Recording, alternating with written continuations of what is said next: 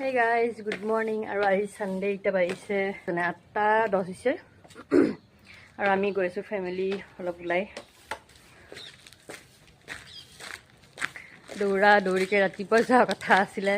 6:30 বজাত আৰু এতিয়া বাজিলে 8:30 উঠোতে সানডে বুলি উঠোতে দেৰি হৈ গ'ল এতিয়া কাৰণে দেৰি হ'ল আৰু উপায়টো নাই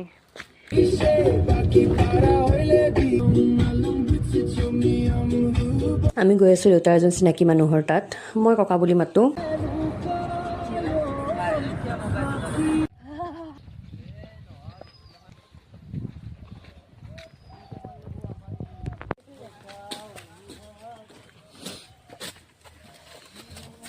चाय पी रही हूँ यहाँ पे लाल चाय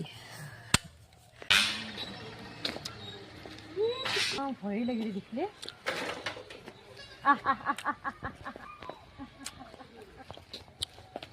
ইমান ধুনীয়া গাঁৱৰ পৰিৱেশ আৰু ইমান পুৰণা ঘৰবোৰ দেখি যে কিবা এটা ভাল লাগি গৈছে মনটো আগতে গৰম বন্ধ হ'লে এনেকৈ গাঁৱত আহোঁ মই যে গৰু ছাগলী বহুত বেছি ভাল পাওঁ ছাগলী মই নিজেও পুহিছিলোঁ মই খালি এখন লৈ আহিছোঁ প্ৰসাদ দিব ইয়াতে প্ৰসাদ দিছে সৰুকৈ কিবা এখন আছিলে প্ৰসাদ দিলে প্ৰসাদ খালোঁ ৰবিবাৰ যদিও গোটেই গাঁৱৰ মানুহ পুৰা ব্যস্ত মাঘৰ বিহুৰ কাৰণে আপোনালোকৰ বাৰু মাঘ বিহুৰ প্ৰিপাৰেশ্যন কেনেকুৱা এইটো লাগিছে এটা কেনেকুৱা ফটো লাগিছে এইবিলাকৰ কাৰণে বহুত মাৰাত্মক বহুত খাই মজা লৈছোঁ নদীৰ পাৰৰ একদম পুৰা একো দেখাই নাপায় কুঁৱলী এইডাল কিবা তুলসীৰ দৰে দেখিছে এইডাল বৰ তুলসী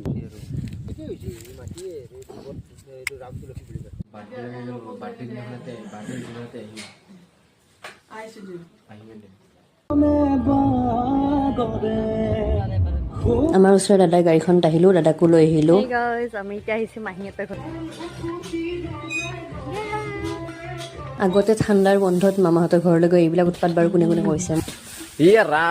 মই যে খেৰখিনি দেখি থাকিব পৰা নাই বিয়া দিব পাৰতে আছে না আইতাক মানে বিয়া এবাৰ দিমে আৰু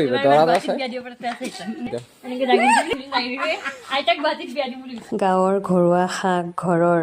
এইবোৰ শাক বুটলি নললে হ'বনে গুৱাহাটীত যিহে দাম মুঠিও নহয়গে আৰু এতিয়া ভাত পানী খালোঁ মাহীৰ তাতেই আৰু খাই লৈ এতিয়া যাওঁগে আৰু ঘৰলৈ বাই